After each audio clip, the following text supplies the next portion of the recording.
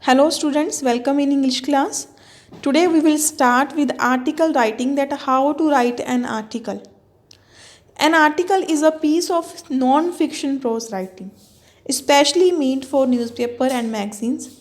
It usually describe or discuss something as like author's personal opinion or finding of a research.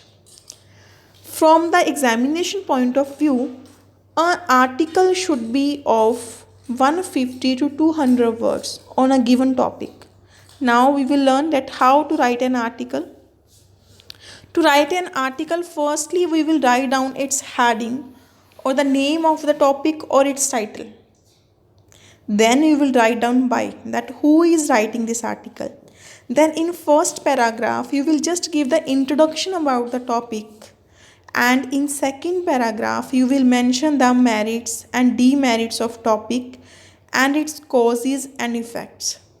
And in third paragraph you will mention that what government should do, what media and people should do to improve the issue of the given topic. And then conclusion, as like an article is given to you of pollution, then in first para you will tell that what is pollution, and in second para you will tell about its causes and effects, and in third paragraph you will tell that what people and media and government should do to improve the condition, and then at last conclusion. So what is an article? An article is an expression of one's thoughts on an issue or subject. So an effective article should include the following things. Firstly, the title, but the title should be catchy and effective. A title can be of a word, of a phrase, or even a short sentence, but it should be catchy. It should attract the readers. And then its body. Firstly, introduction. You will tell about your topic. Then development of ideas. You will tell the causes, effects, and all the things related with your topic. Then at last, conclusion. So here we will see the format of article writing. Firstly, heading or title. Then by, that who is writing this article. It may be mentioned in your heading, that you can write down that name there. Then its body I divided into three parts: para first, para second, and para third. Para first will be of brief introduction.